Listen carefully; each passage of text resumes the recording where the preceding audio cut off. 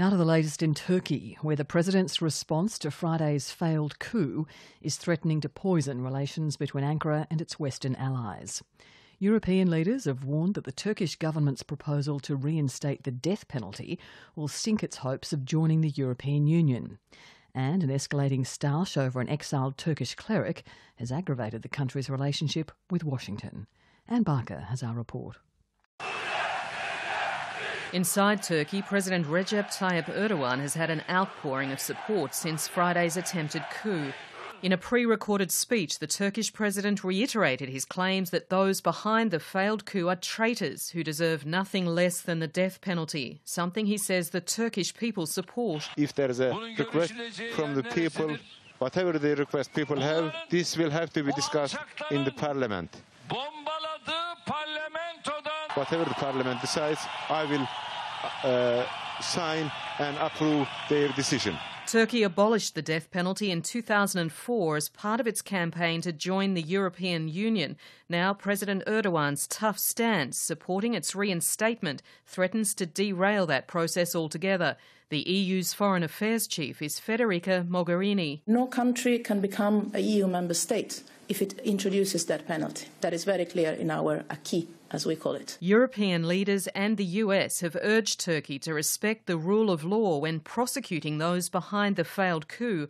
A White House spokesman, Josh Earnest, says he expects Barack Obama will call President Erdogan personally to call for restraint. What I would anticipate the president to repeat is to avoid actions or words that could further incite more violence or instability.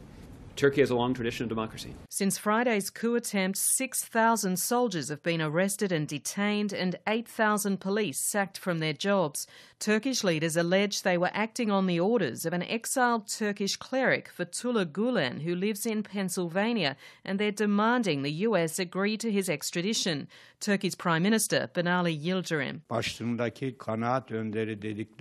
We'd be disappointed if our American friends told us to present proof, even though members of the Assassins Organisation are trying to destroy an elected government under the directions of that person, he said. At this stage, there could even be a questioning of our friendship.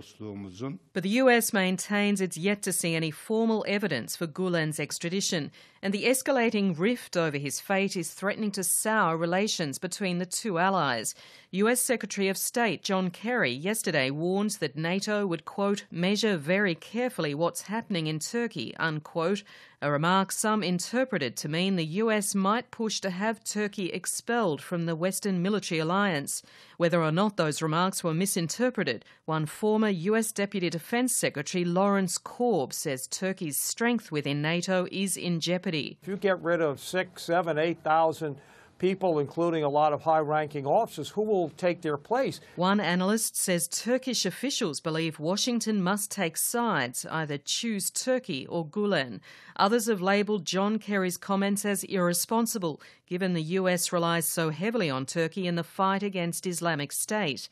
And Lawrence Korb says the removal of so many military personnel in Turkey will have a serious impact on the US-Turkey alliance. Both of them provide internal security for people coming across the border from Syria. It's going to be also very hard for them to work with us to fight ISIS because, again, we've got long-term relations with these people. One of the people they got rid of is the commander of the Incirlik Air Base. Not only are they working with us as we bomb, we have nuclear weapons at the Incirlik Air Base. US airstrikes from the Turkish base were suspended after Friday's failed coup. Anne Barker reporting.